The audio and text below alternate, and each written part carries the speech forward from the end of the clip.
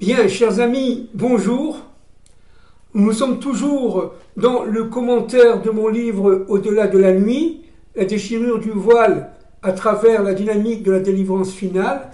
Nous sommes toujours dans le commentaire des principales idées et nous étions arrivés vers la fin du livre, aux pages 265 et suivantes. Et on est en train de parler évidemment d'un thème extrêmement important, surtout de nos jours. C'est vrai que c'est un thème important à chaque génération depuis des milliers d'années, c'est le thème du Messie. Le thème du Messie, alors en complémentarité à tout ce que nous avions dit, je voudrais préciser un certain nombre de choses. Premièrement, le Messie est une dynamique. C'est-à-dire, c'est comme une graine, disent nos maîtres, qui a été plantée à l'origine du monde et qui progressivement se développe, devient un arbre avec des fruits. C'est-à-dire qu'à chaque génération, le Messie se renforce, en fait. Vous voyez, pour devenir un véritable fruit à la fin des temps de l'histoire.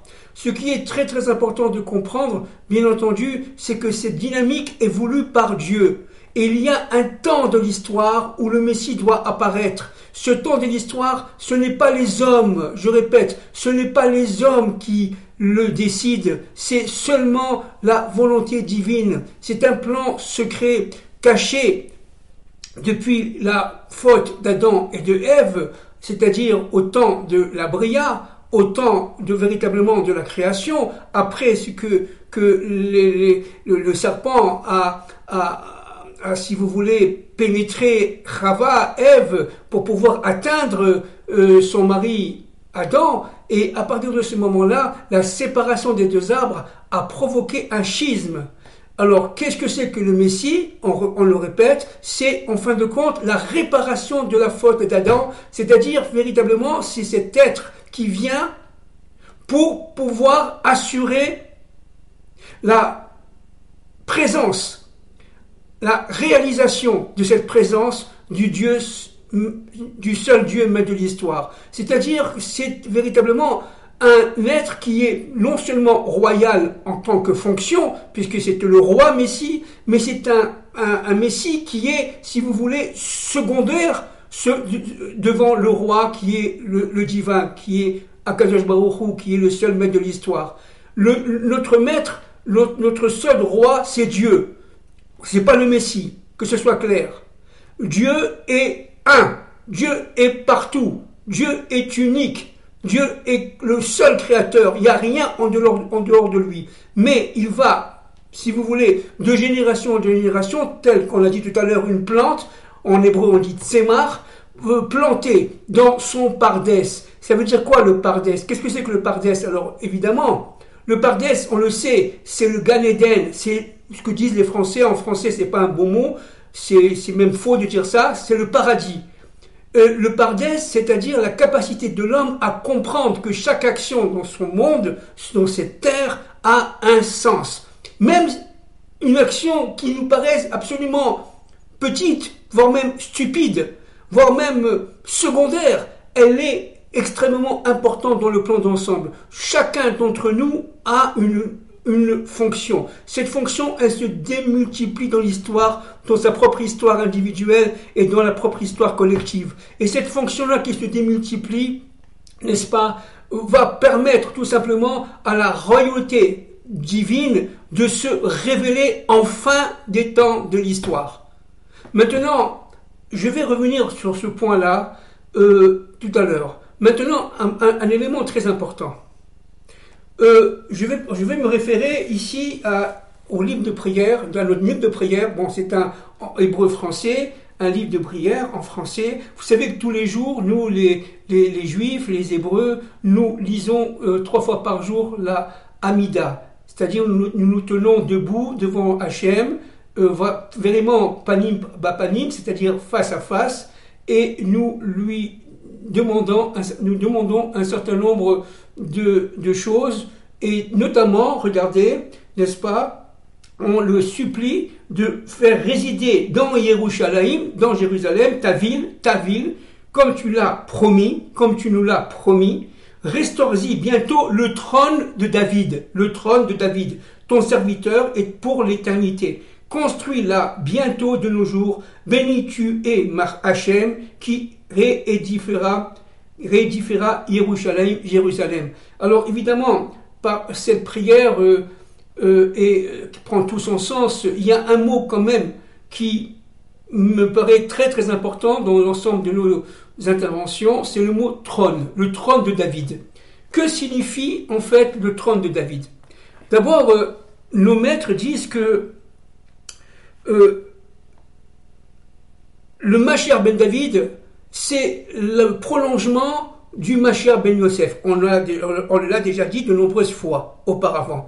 Le Mashiach ben Yosef, c'est, si vous voulez, le fondement même de la royauté du Mashiach ben David. C'est-à-dire, c'est le Mashiach ben Yosef qui va donner l'archétype, les fondations, j'allais dire presque physiques, politiques, économiques, sociales, budgétaires, de manière à ce que véritablement la nation d'Israël qui revient sur sa terre soit tout simplement affermie sur ses bases. Le Mashiach ben Yosef est absolument fondamental. Vous savez que Joseph est dans les attributs divins, dans ce qu'on appelle les sphirotes, l'attribut de Yesod. Yesod, c'est-à-dire le fondement, il est relié directement à son père Jacob, qui est lui lié à l'attribut de Tiferet. Qu'est-ce que c'est que Tiferet? C'est l'union des diversités. L'union des diversités. Chacun est autonome, chacun est particulier, chacun est différent de l'autre, mais ensemble, on forme une même famille, on forme un même peuple, on forme une même humanité. Et ça, c'est très important. Maintenant, pour que véritablement il y a l'ensemencement, si vous voulez, de cette graine, de manière à ce que cette graine reçoive des engrais, de manière à ce qu'elle se développe, elle prolifie, eh bien, il faut absolument que le Mashiach ben Yosef fructifie par sa semence, dit nos maîtres, dit le kabbaliste, par sa semence, fructifie véritablement la malchoute, c'est-à-dire la royauté. La royauté étant liée évidemment au Mashiach ben David, aux forces de Yehuda. Yosef étant lié aux forces de Rachel, on le répète, Rachel étant l'extériorité, l'environnemental, et l'intériorité étant Léa. Léa étant liée à Yehuda, le Mashiach ben David, et Rachel étant liée au Mashiach ben Yosef.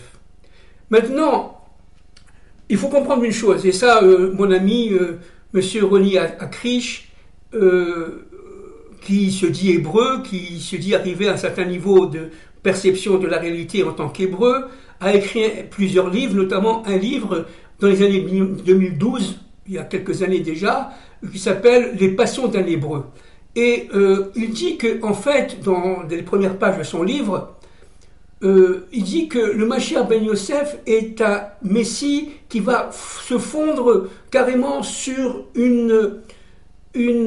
un nationalisme, voyez, un nationalisme qui est un nationalisme de construction. Le sionisme est, pour M. Akrish, et c'est pas le seul évidemment, il tire cela de notre maître Manitou et d'autres maîtres, notamment le Rav Kook, le sionisme, de mémoire bénie, le sionisme est un élément fondamental qui permet à Dieu d'intervenir dans sa propre histoire, notamment dans l'histoire d'Israël, du retour sur sa terre ancestrale.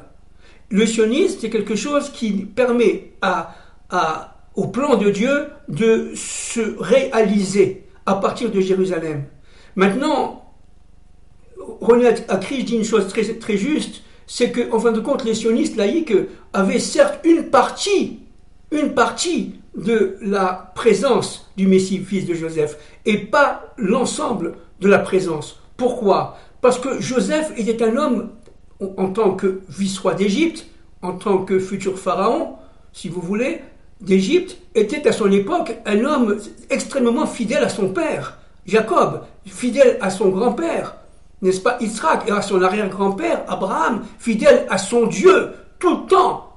Il a été extrêmement fidèle à son Dieu, à chaque instant. Il a vécu longtemps, il a il a régné près de 80 ans, vice-roi d'Égypte. Il était, imaginez-vous, un peu extrêmement respecté par les Égyptiens, extrêmement choyé, j'allais dire, par la cour de Pharaon, mais il était quand même entouré d'éléments pervers et de toutes sortes d'actions politiques de basse classe, si vous voulez, essayant de le renvoyer de manière à ce qu'il abandonne sa fonction, etc. C'était pas 80 ans de repos, n'est-ce pas? Donc, et toujours, à chaque fois qu'il devait réaliser une action politique, sociale, économique, il s'en référait à son Dieu.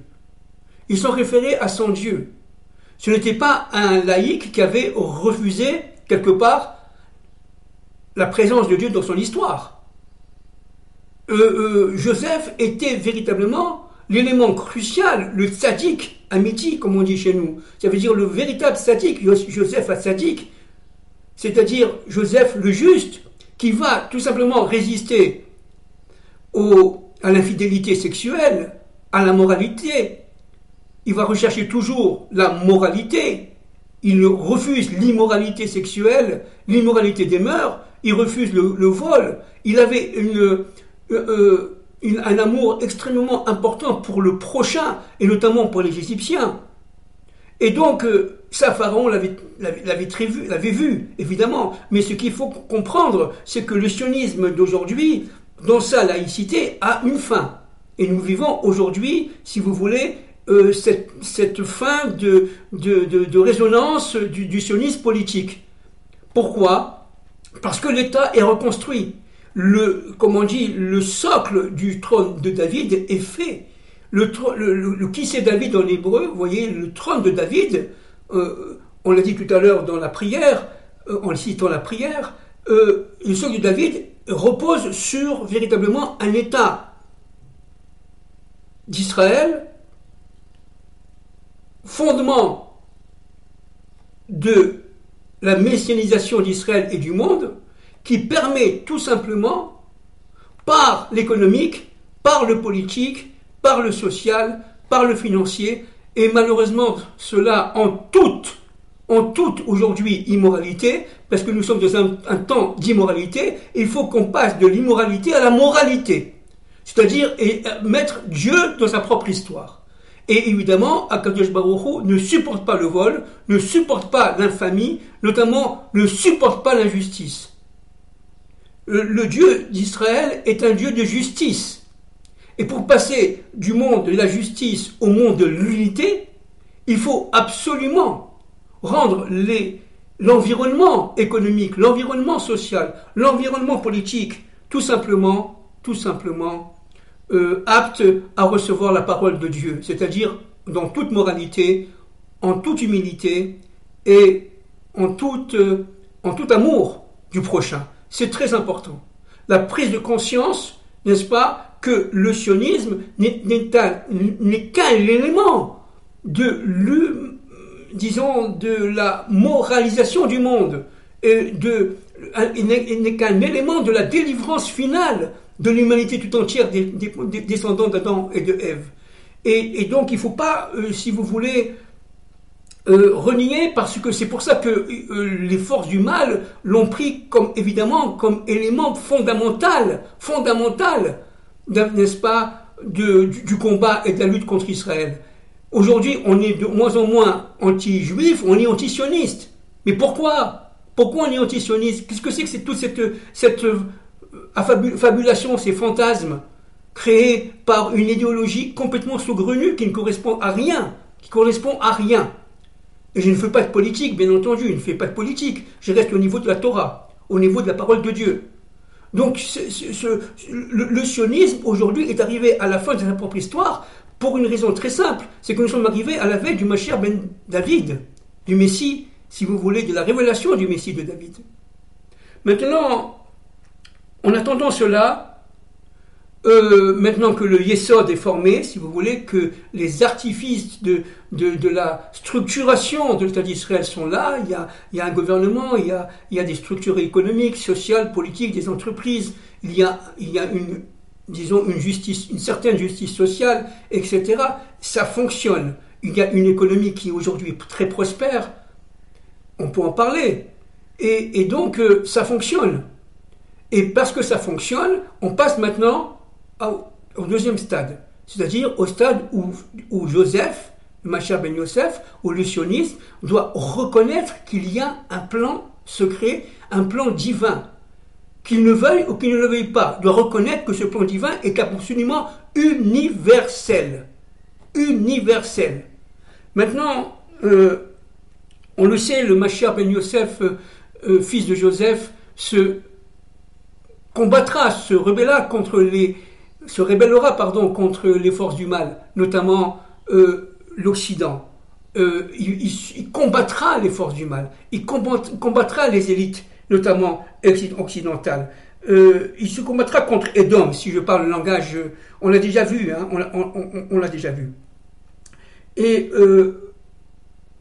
le problème du Messie, fils de Joseph, et comme du Messie, fils de David d'ailleurs, c'est que en fait, il doit, pour pouvoir durer dans sa fonction, il doit être d'abord, avant tout, humble.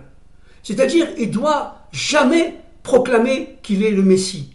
À partir du moment où quelqu'un se proclame ouvertement, publiquement Messie, il n'est pas le Messie. Parce que qui proclame, le Messie, ce n'est pas un individu, ce n'est pas un groupe humain, ce n'est pas, à la limite même, une universalité, c'est Dieu lui-même, et Dieu seul.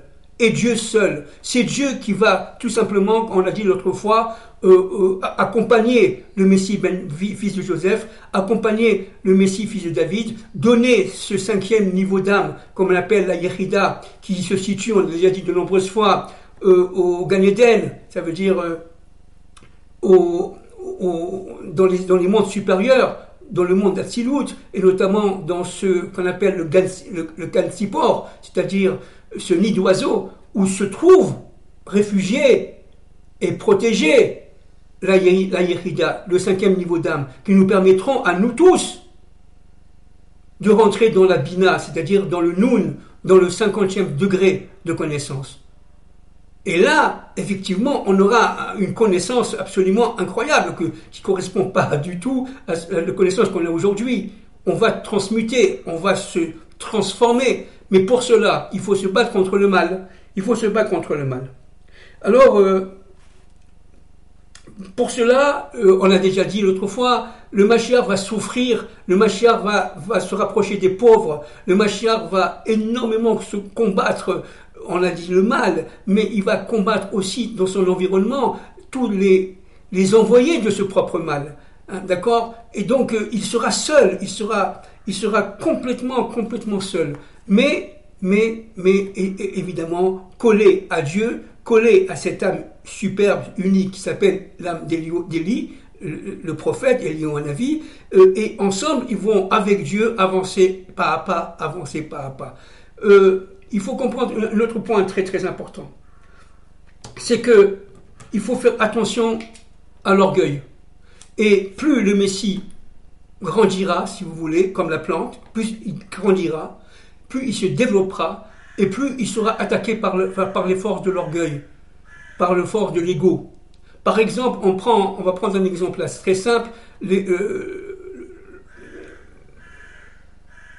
Bar Kossiba, Bar Korba. Bar Korba est un individu combattant des années 100, 110, etc. après Jésus-Christ. C'est lui qui a développé la guerre carrément contre les Romains. C'est lui qui avait une armée absolument incroyable. Il avait à peu près 400 000 hommes. Nos maîtres disent qu'il avait 200 000 personnes c'est écrit dans la Gemara Sanhedrin, n'est-ce pas? Il avait 200 000 personnes avec lui qui étaient capables de s'arracher le bras avec leurs dents. Bon, évidemment, c'est codé, c'est-à-dire c'était des courageux, des combattants extrêmement courageux, extrêmement tenaces. Ils étaient capables de retirer, c'est aussi, c'est dans la Gemara, ils étaient capables de retirer, évidemment, de leurs mains un arbre, de le déraciner, le Erez Lebanon, c'est-à-dire un sapin, un pin du Liban. D'accord? C'était des gros arbres.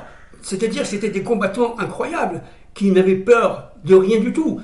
Et ils avaient évidemment commencé la guerre contre les Romains. Ils étaient absolument imbattables. Les Romains en avaient très très peur.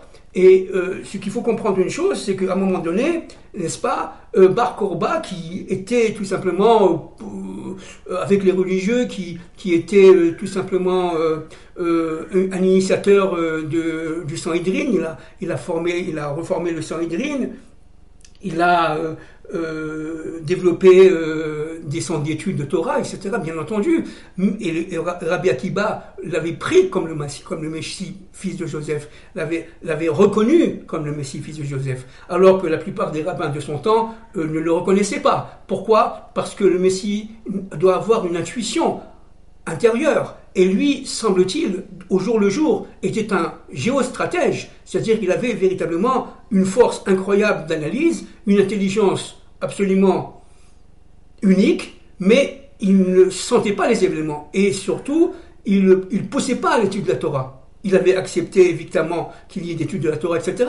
Donc les maîtres, contrairement à Rabbi Akiba, ne l'avaient pas reconnu comme le Messie, fils de Joseph. Et donc, ce qui est très important de comprendre, c'est qu'à partir du moment où ce personnage, qui venait de la ville de Kosib, Bar Kosiba, vous voyez, Bar Kosiba, la ville de Kosib, qui était dans le territoire de Yehuda d'ailleurs.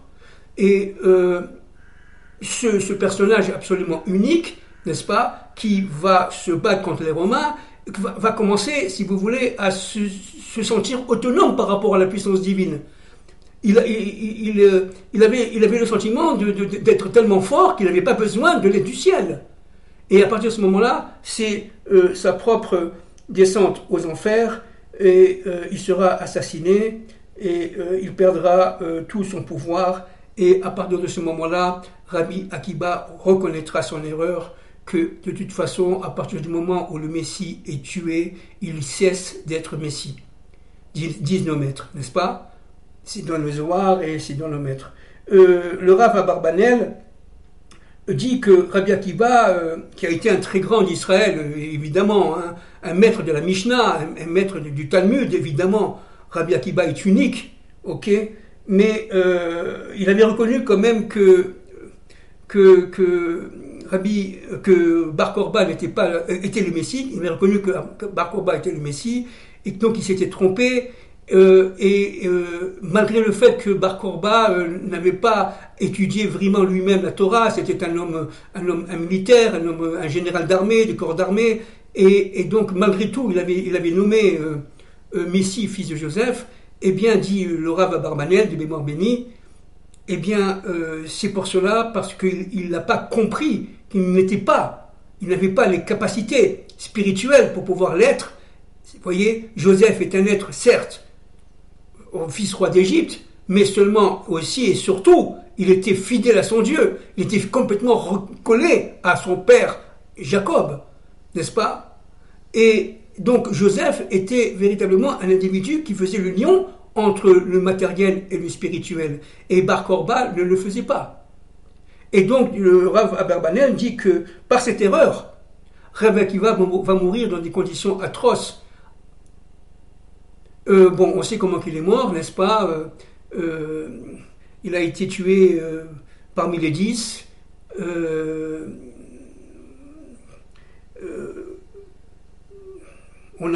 Les Romains ont pris des fourches et des lames de sang, d'acier, et ils ont déchiré sa peau. Hein, c'est-à-dire qu'il est mort dans des souffrances absolument atroces. Mais lui ne souffrait pas parce qu'il avait un niveau tellement élevé les Rachamim disent, nos maîtres disent qu'il souriait. Qu'il souriait parce qu'il savait très très bien que la vie sur terre n'est qu'un temps. Et donc, maintenant, allons un peu plus loin. Quelle est la racine, disent nos maîtres, de Bar Korba? Alors maintenant, il faut comprendre un point très important. Dans les Tilim, dans les Divrei Hayamim, section 78, Aïn Chet, pour ceux qui connaissent l'hébreu, paragraphe tête, n'est-ce pas? On dit que, en fait, les fils d'Éphraïm, et vous savez qui sont les Éphraïm, qui est Éphraïm? Éphraïm est évidemment c'est le fils cadet de Joseph et de Osnat. On en a parlé évidemment les dernières fois. Et de faire du fils cadet, il est devenu quelque part fils aîné. N'est-ce pas? Comme Jacob, notre père, a fait la prière, il a inversé l'ordre des choses. Ménassé était l'aîné, Éphraïm le second. Il a commencé par Éphraïm qui devient l'aîné et Ménassé qui devient second. Vous voyez, là, on en a parlé plusieurs fois. La prière qui est une prière tout simplement inversée. On a inversé l'ordre des choses. En fin de compte, pour rétablir l'ordre des choses. Et là, je voudrais quand même ajouter un point très très important ici, avant de continuer par rapport à la tribu d'Éphraïm. Le Mashiach vient pour remettre les choses à leur ordre originel, à leur ordre original. Il s'agit tout simplement de retirer les forces du mal qui ont perturbé l'ensemble des choses. Et le Mashiach, c'est un être qui va ordonner l'ordre du plan divin par rapport au plan humain. Il va relier le plan humain et le plan divin en fonction d'un ordre qui est l'ordre voulu par l'unité, voulu par le Dieu un maître de l'histoire. Et ça, c'est très important. Je reviens à la tribu d'Éphraïm, c'est très important, vous allez comprendre d'où vient l'âme de Monsieur Kosiba, de Bar Korba, de Bar Kosiba. Les Bnei Éphraïm, les fils d'Éphraïm, la tribu d'Éphraïm, sont des combattants. Ce sont des combattants fondamentaux parce qu'ils vont arriver d'ailleurs à chaque génération, ils arrivent à chaque génération et ce sont eux qui vont quelque part protéger les fils d'Israël. Et ils vont aussi participer à la fin des temps de l'histoire au combat contre les ennemis d'Israël. Ce sont des combattants. Ce sont des combattants qui ont une force, on l'a dit, redoutable. Dans le Divrei Hayamim, paragraphe, là je cite, Gimel, Aleph, dit que en fait les fils de la tribu de Benyamin, au moment de la sortie d'Égypte, juste avant la sortie d'Égypte, ont fait une faute fondamentale. Ils ont fait une faute fondamentale, ils ont été assassinés à Gath par les Philistins. Ils étaient, on va en parler maintenant, ils étaient nombreux, il y en a qui disent qu'ils étaient 30 000 à sortir, sans l'ordre de Dieu, sans l'ordre de Moshe, sans l'ordre de Moïse et sans l'ordre de Dieu. On était en Égypte, n'est-ce pas, au temps de Pharaon, et ils sont sortis pour combattre les Philistins parce que tout simplement ils ont senti que c'était le moment. Ils ont devancé le plan de Dieu, ils ont dévancé le plan cosmique, ils ont dévancé l'heure de la libération. Et ça a été une faute absolument terrible, pour ne pas dire impardonnable. Quelle a été cette faute? Vous savez que lorsqu'il y a eu, pour ceux qui connaissent un peu la Torah, Bereshit, dans la paracha Bereshit, dans le livre de Bereshit, n'est-ce pas, lorsque Abraham va rencontrer son Dieu, il va avoir une sorte d'alliance entre les morceaux. Bon, c'est un autre cours, mais je n'ai pas le temps. Mais dans cette alliance entre les morceaux, Dieu dit à Abraham qu'il sera 400 ans exilé en Égypte. 400 ans d'Égypte. Mais le problème, c'est que c'est 400 ans, écoutez-moi bien, à partir de la naissance de son fils Yitzhak. Et son fils Yitzhak est né 30 ans après cette alliance entre les morceaux. Donc il manque 30 ans. Donc, lorsque à 210 ans, le peuple d'Israël est sorti d'exil, 210 ans après sa rentrée en Égypte, il est sorti d'exil, n'est-ce pas? Il est sorti sous les ordres de Dieu, sous les ordres de Moïse, bien entendu, dans un temps qui était un temps réalisé et voulu par le Créateur. Or, le calcul des fils d'Éphraïm, le calcul des fils d'Éphraïm a été faussé. Il leur manquait 30 ans.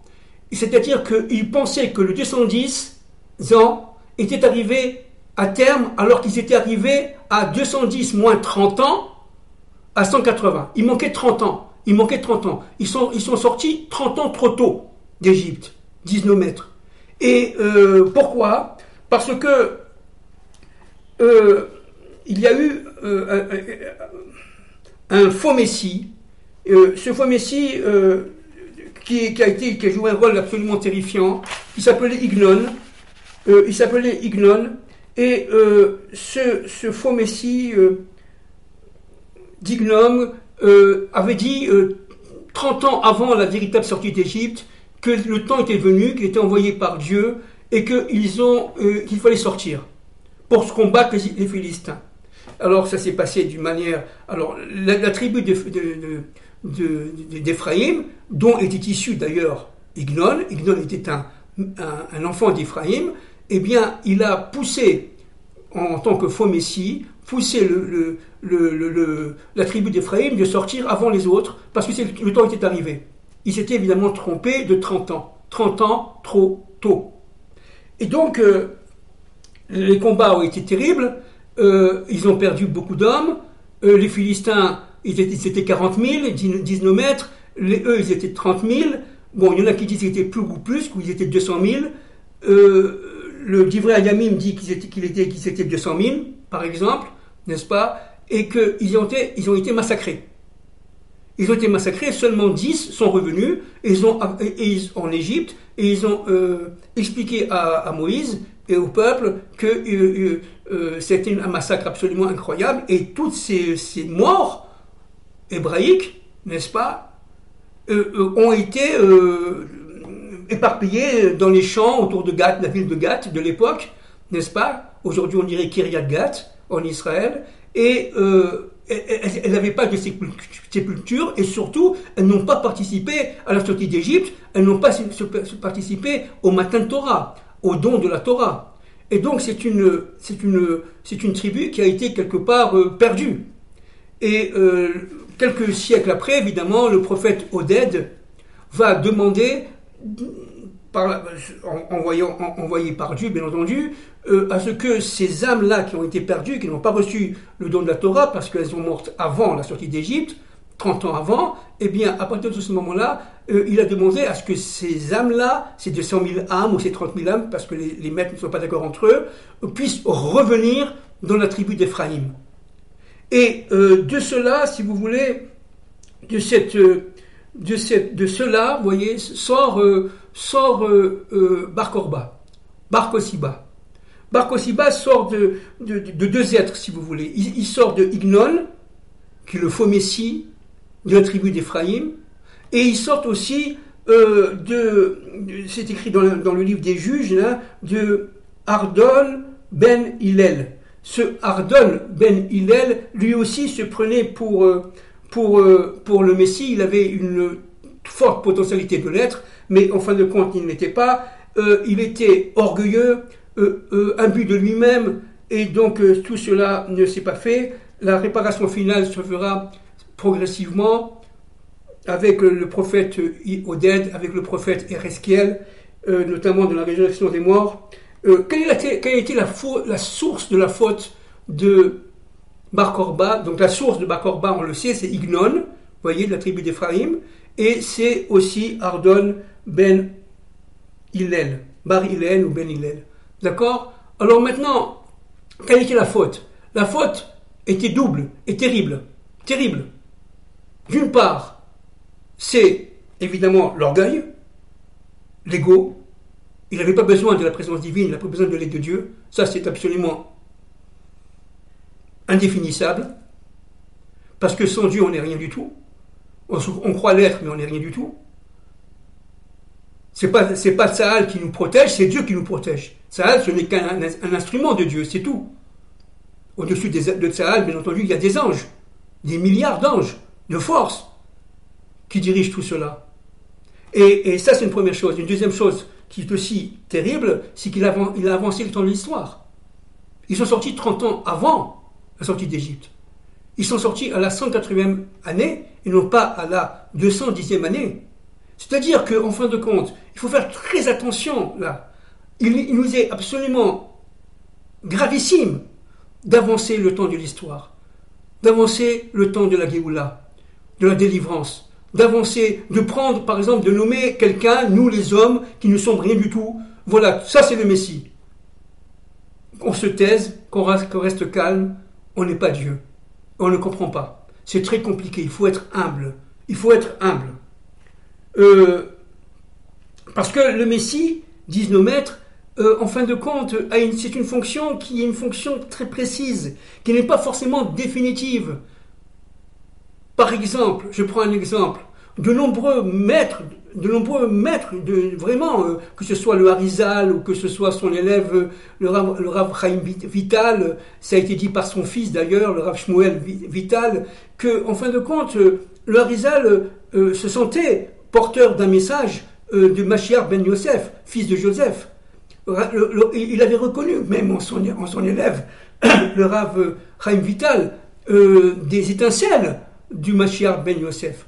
Mais ils ne l'ont pas divulgué, ils ne l'ont pas proclamé ouvertement, ils l'ont caché. Et la plupart des grands d'Israël qui se sentent quelque part, disons, dans leur fonction, dans leur dynamique intérieure, qui se sentent reliés à des étincelles du Mashiach ben Yosef ou de Mashiach ben David, eh bien, ils se taisent, parce que c'est Dieu qui reconnaîtra son Messie quand le temps sera venu.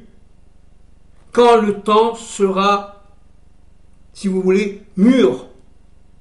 Il s'agit d'une maturité de l'histoire. Il ne faut pas précéder la venue du Messie par une annonce absolument saugrenue. Parce que, de toute façon, disent nos maîtres, un Messie qui meurt n'est pas le Messie de son temps. Il a fini d'être Messie. Il peut revenir sous forme si vous voulez, d'âme, sous forme de réincarnation. Il peut revenir, bien entendu. Il reviendra, bien entendu, parce que le Messie était là à chaque génération. Le Messie Ben David est là à chaque génération. Le Messie, fils de Joseph, est là aussi à chaque génération. Mais seulement, cette fonction, elle n'est pas terminée. C'est comme une graine, on l'a dit tout à l'heure, n'est-ce pas, au début de notre intervention. Elle n'est pas terminée. Elle a commencé à être plantée par Dieu, et il faut tout le temps de l'histoire pour pouvoir arriver à maturité. Il ne s'agit pas d'accélérer le temps de l'histoire, nous les hommes. Nous n'en avons pas les moyens. Seul Dieu, maître de l'histoire, peut tout simplement le faire. Selon le Zohar, page 20, à chaque génération, on vient de le dire, je suis en train de le lire, arrive dans ce monde deux Messies, le Messie fils de Joseph et le Messie fils de David. Je répète, alors pour finir là, cette intervention, il est absolument interdit, il nous est absolument interdit de proclamer le Messie en tant qu'être humain, n'est-ce pas? Il nous est absolument interdit de devancer le temps de l'histoire, Et il nous est absolument interdit, n'est-ce pas, de prendre la place de Dieu, tout simplement. Chaque chose a sa place. Nous avons une mission dans ce monde, on essaie de l'accomplir le mieux possible. Akadosh Baruch Hu, c'est Akadosh Baruch Hu, Dieu, c'est Dieu, nous ne sommes que des hommes. Et parce que nous ne sommes que des hommes, nous n'avons une infime parcelle de la divinité en nous. Alors pour finir complètement là, notre intervention ici, le Messie est potentiellement Messie. C'est-à-dire que pour pouvoir être Messie, il faut qu'il réunisse pendant toute sa vie, toute sa dynamique de sa propre histoire. Il faut qu'il réussisse l'ensemble des conditions précises de sa propre messianisation. Ce n'est pas comme ça. Et la moindre faute, Bar Korba, que Rabbi Akiva avait reconnu comme étant le Messie, le fils de Joseph, à un moment donné, il s'est pris pour, si vous voulez, un homme tellement puissant qu'il n'avait pas besoin de l'aide de Dieu, eh bien, il a été assassiné tout de suite. C'est-à-dire qu'en fin de compte, il y a un point fondamental à comprendre. Nous ne sommes pas seuls. Nous sommes entourés d'anges. Il faut en prendre conscience. Tout le travail de nos ennemis, c'est de nous retirer de ces forces-là, de ces forces angéliques. Ces forces-là nous permettent d'avancer avec et de rechercher la divinité qui est en nous. Il s'agit tout simplement de faire un travail intérieur très intense. Et évidemment, le Messie, fils de Joseph, à chaque génération le fera. Et le Messie, fils de David, à chaque génération le fera aussi. D'accord ? Maintenant, il faut savoir un point. Le Talmud, Sanhédrin, dit quelque chose de terrible. Il dit qu'à partir du moment où Titus, l'empereur romain, a détruit le temple, et est rentré dans le Kodesh HaKodashim, dans le sacré, dans la place la plus sacrée du temple d'Israël, où il a pris une prostituée, il a mis les rouleaux de la Torah par terre, et il a fait ce qu'il a fait avec cette prostituée, est né, dit le Talmud, le Messie, fils de David, au nord du pays, en Galilée. Il est né en Galilée. D'accord ? Voilà, merci beaucoup, portez-vous bien.